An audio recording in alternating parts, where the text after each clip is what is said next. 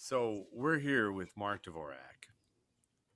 Uh, I don't want to admit how long I've known him, but it's been a long time. I think probably 8, 9, 10, maybe something like that would be the first time that I can recall meeting or seeing Mark. And then I remember the Old Quarter Coffee House. Mark, you were involved with that a little bit too, weren't you? Yes, was the old quarter happened um, in 1981, and I was kind of living a double life then in a musical way. I had these friends who were playing rock and roll, and but I loved my folk music. I was listening, of course, to Bob Dylan and Phil Oakes, and I read book after book about the Cambridge folk years and the Greenwich Village scene. And and my mom heard, and I'd taken classes at Old Town School for a little bit, and so I was practicing, living at home then, and practicing, and I was working a night job then, so I was up in the day, and my mom heard me practicing, and one day, I don't remember what time of day it was, but she had the local paper out, and there was an article about a group of folk musicians meeting twice a month on Thursdays at a bar in the basement. They had like a separate room at a place called the Geneva Mining Company, and what it was the Fox Valley Folk Society was their twice a month open stage. So me being a pretty shy guy back then, I had a couple of friends come out with me, and we just went there and we drank beer just to watch. Didn't even bring instruments. And my one friend said, "You're as good as those people." And I'm going, you know. And so, the next time it came around, I brought my guitar and signed up, and Jewel Alvin was there, and Lee was there, Lee Murdoch was there, and a guy named Scott Curting, who's now passed away, and a bunch of others. And right away, I was welcomed, and the music, the songs that I'd been working on up to that time were all at once validated. My idea of somehow finding a place for music in my life was all at once validated. And they invited me to perform at the Fox Valley Folk Festival. And the first year was 1981 that I played there. So that would be, I mean, they're 45 years this year, I think, or something like that. So that would have been early on. They count it from 1975 because they used to do it in a mall, but I think that was the second year they did it at Island Park. And holy cow, I actually have a picture somebody took of that, and it just changes your life utterly. You feel like I was accepted, and I played pretty well, and for what I was able to do, and so all of a sudden I'm part of this welcoming community. And so as the open stages are going on, I'm talking to my friends, and here's a neat story. There was Brookfield, Illinois, St. Barbara's Catholic Church did a fundraiser in the spring of, golly, I don't remember the year, but it was preceding the old quarter. So they did it every year. And my friend, Tim Lilly, and his sister, Lisa Lilly, was part of those early years. Tim wasn't that much into folk music, but he supported it in his way. But his parents sponsored a room at the Catholic Church fundraiser. They were very involved in the Catholic Church. and they had different event rooms. Some were music, some were bingo, some were whatever, cabaret, a lot of music. And so we devised this room, and Frank Lilly was Tim's father, and just a neat people. And he said, well, we're not doing this without a bar. And so we thought, this is great. And we patterned, I think we called it an evening at the Earl, like taking off on the Earl of Old Town. And we had all our buddies come in and play, and we built a stage for it and everything. And we had such a great time. And Father Don Hughes was the new pastor at St. Barbara's, and he was very progressive for a Catholic church, and he was looking to involve young people. And we were young people, and there was all these young people hanging out in a room. He said, why don't you do this again? And you could use town hall. And so we did. And that's where the old quarter began, really, because of the influence and the care that Frank and Helen Lilly gave to us. And we were pretty good kids, you know. I was in my 20s, and so I wasn't really a kid, but we were finding our way through. And and that we did that on our own for a year maybe, and that's when we met Dave and Barb Reynolds, who got involved and you know, took it a little more seriously and made it more into a arts organization. Were you hired by the Old Town School of Folk Music to teach at that point? Were you already doing that, or after? You know, I was. I'm working on a book right now about my teaching life, and I'm right now struggling with the very last essay, which talks about that very thing. And I had teaching had become, you know, I knew I wasn't going to go to Nashville, and I knew I wasn't going to have hit records, but I wanted to put myself in a place to be close to music, because by then, you know, it gave me life. You're in the heart of it. I mean, and you know, and I felt that, and I just wanted to stay close to it. That was my goal: stay close to this, whatever you have to do. And so teaching then became a way to earn a gentle income. Teaching keeps you involved in taking things apart and figuring things out. Teaching prepares you to explain things to another so they might grasp it. And so, you know, that was really a time of growth. And then all of a sudden I started teaching lessons in my apartment, and I got a job at the local park district teaching guitar classes. I got a job from Moraine Valley Community College on the adjunct faculty teaching. And what I was doing was, and I taught classes at the Old Quarter too. And so what I was doing was practicing to be a teacher. And I thought, I had taken classes at the Old Town School sometime before, and I thought, well, I'll go ask them for a job. And I had thought in my wildest dreams, I could teach a couple nights at the Old Town School. I could teach at home one night, and then I'd play gigs on the weekend. And you know, it's crazy. It happened. It worked, man. Yeah. Well, I don't know if it worked, but it happened. That sounds so like the school, so the school, Michael Miles was kind enough. The school was just on new footing in the autumn of 1986.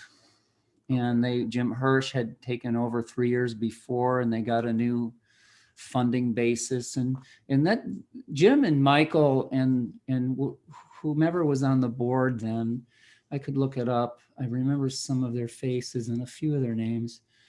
but they saved the Old Town School. That's awesome. They were ready to close it up because the building was in shambles and they were broke and in debt. And Jim Hurst spearheaded it, and Michael Miles did a lot of things to get a lot of people involved, and I was lucky enough to be one of them.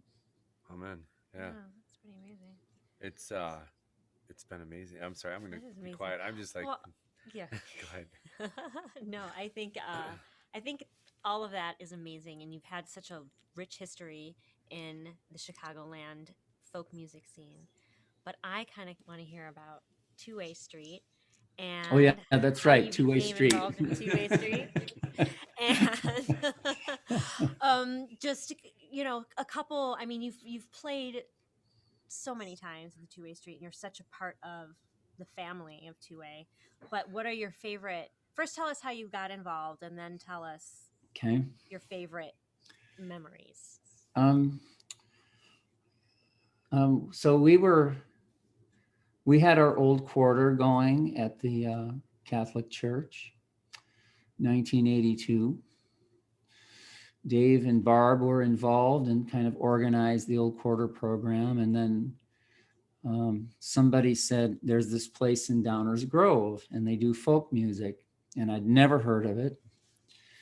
And so the word was they book you off the open stage. And back then I mean, we'd get, my friend Paul Kalinowski had this old rusty, like a 1966 Nova or something. They don't even make Novas anymore.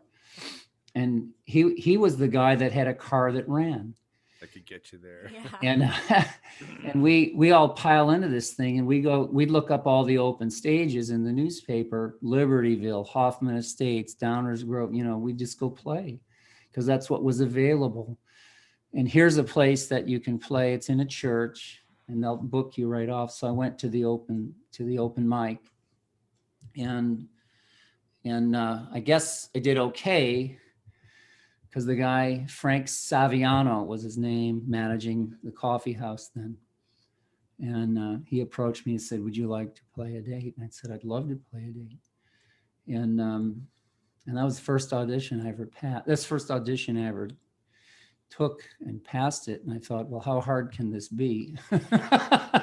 And so they had me. And in those days, their roster of performing artists was very limited. And there was a lot of people in the folk music world didn't want to play at church where you couldn't say bad words and you couldn't talk about a lot of the things in folk music. I didn't care. I got $15. Can you Right. believe it? And I remember the night after I played my first time there, I think by the time I played there, Humphreys was then doing the booking. And he's a very considerate man and a very thoughtful man. But he stood there watching me like this. Yeah, he does that. Yeah. And so I know, well, they would rotate like 8 or 6 people for the whole year, And then my first year there, I played 5 or 6 times. Yeah. And so I just chased Dave. When he went out in the hall, I went out in the hall. I said, you got to get me back in here. I thought it was neat. And what I didn't realize then is the Two-Way Street was representative of a thing now, of a concept that's really community music. Yep. It's not show business. It's not the record business. It's about gathering people together and spinning a positive message and a thoughtful message and Welcoming.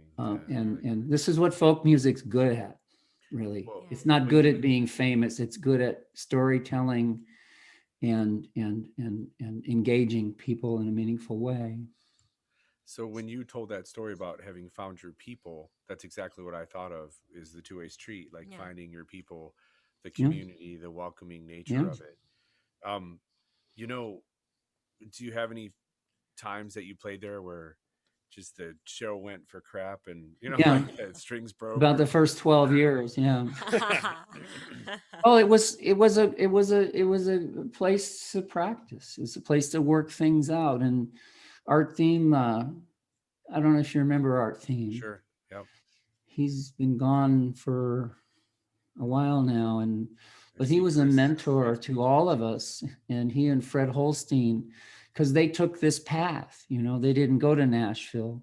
They didn't go to Los Angeles, New York. They stayed in Chicago and played clubs in small spaces. And they were my models and still are, in a lot of ways. And Art said to me one time, he was very friendly, but he wasn't going to sit there and lecture you either. But he pulled me aside one day and he said, "You take a lot of chances, don't you, up there?" And I go, "I don't know." And he goes, "You're getting away with it. Keep going." Yeah. Nice. And stuff like that matters. Yeah. It matters big. And people like that come into your life always at a time when you need them. That's a true story. Well, yeah, and then I've seen you perform just about every place I can imagine. But what of this Plank Road Folk Music Society, because they're celebrating their 35th year this year, and weren't you part of starting that? Yeah, when Dave and Barb took over the old quarter first, and Dave and Barb Reynolds took over the old quarter first in the St. Barbara's Catholic Church, and then later they bought a storefront and lived in the back apartment. And somewhere I've got pictures of us building it out and knocking walls down, and we built this performance space. And at some point they had a family, the two little babies, and he called us aside and he said, "This isn't going to last forever. We're not going to live in that little apartment." What he had thought was, if it did well enough, he could rent the back apartment out to someone like me, and I could run the place. Right.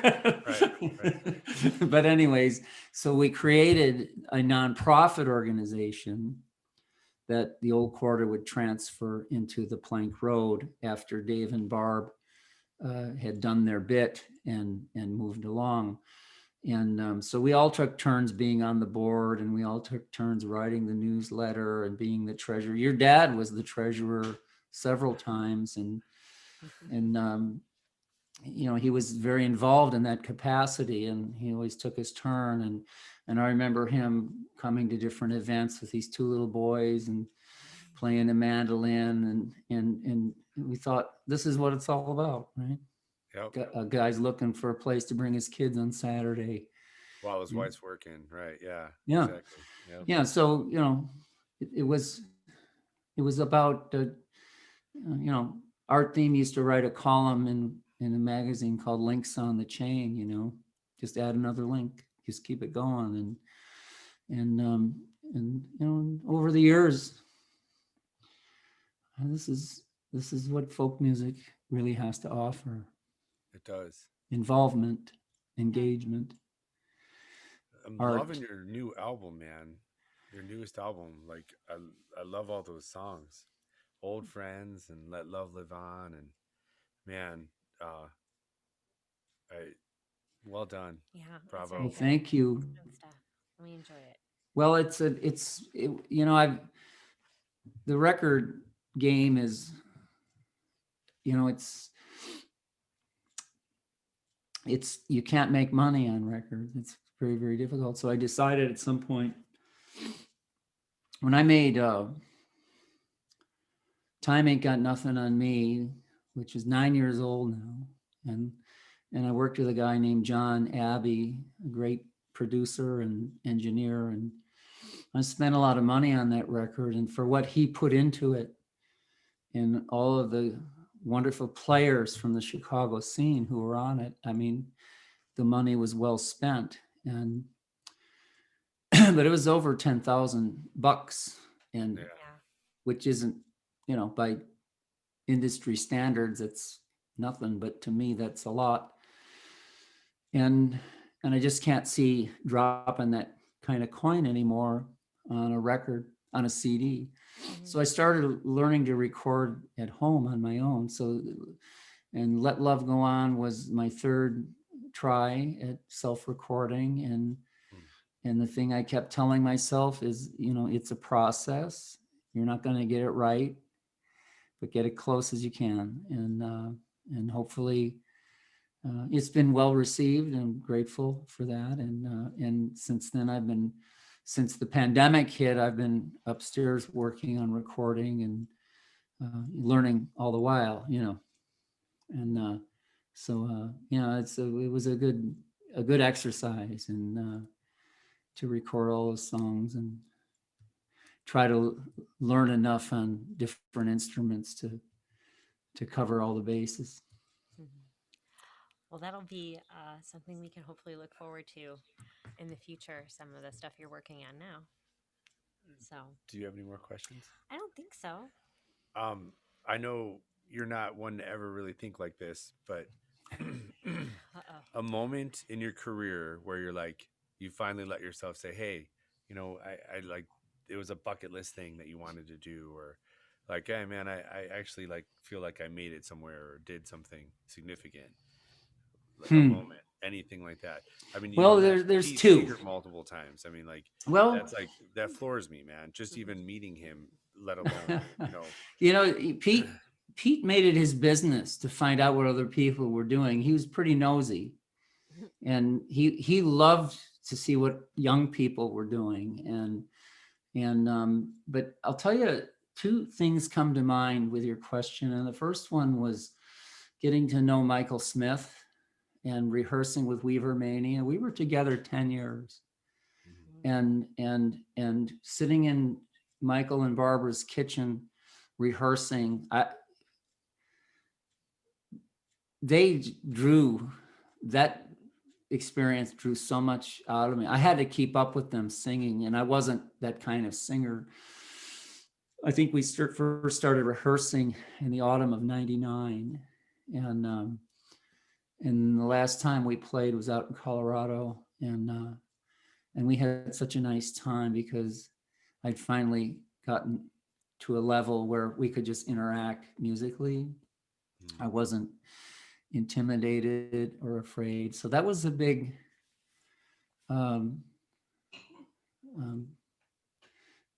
like a coming period of growth, right? And Michael wasn't the kind of guy who he'd sit around and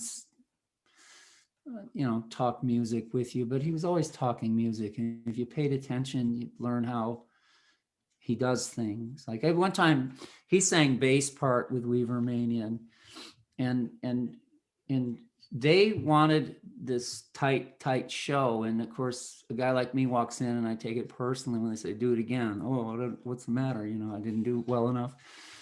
And so he's writing these notes while we're rehearsing. Barbara and Michael mostly sang the melody. Michael sang bass, and my job was to sing tenor harmony. And I wasn't very experienced at singing harmony, but anyway, he's writing all these notes, and I felt like you're at the IRS or something, and this is all the stuff you did wrong, And we took a break. He walked into the room, and I looked at his notes. He's writing a song while he's singing bass. So this guy had an extra gear, Wow. And then the second moment that was very cathartic for me in 2005, I made a record called Every Step of the Way, which was released on Waterbug. I was pretty proud of that when Bruce Roper, the engineer, he said, he called up Andrew Calhoun on Waterbug and said, I think you ought to listen to this, right? And I put 10 of my own songs on there, and it was like flying naked. And that record opened some doors for me. And then by the time I was working on in 2011, that was only 6 years later, on my next batch of songs, I was working with John Abbey on Time Ain't Got Nothing on Me. And John Abbey was like Michael. You will, what is ever in you, he will get out of you, for which I was grateful, you know. And at some point, I had enough songs that I was doing in my live show, and at some point, I came to the realization where I was standing there playing at this place, and you know the feeling. You both perform, and this is running in your head. Am I okay? Am I okay? Do they like me? Do they like me? And you go through this, and Yes. and I realized I was singing. I don't know what I was singing. One of my songs, and I'm going, I don't care. You don't have to like it. And these are my songs, and I'm going with them for the rest of my life. This is my process. And by then I realized I'd done enough homework to be able to say something like that and shift my inner intention. It was very liberating, to be honest. Sure. I'm not worried what people think. You don't have to like it because it's art. Some will, some won't. But Right. yet, what are you going with, And I go, I'm going with this. I had a lot of great teachers, and was lucky enough to touch many, many generous lives and musical lives. And I go, now comes the obligation, right? Forward. Yes. Here we go, right? 50 years. 50 Amen. years. Yep. So thank you so much for your time tonight. Yes. Yeah, And- we Well, appreciate it. Well, I appreciate what you're doing and keeping the two-way street going, keeping the music going, and making me feel so welcome here on your interview. Oh, well, thanks, Mark. All right, so we will be seeing Mark later tonight. You want to check it out on our Friday night concert series celebrating the 1980s and our 50th virtual celebration.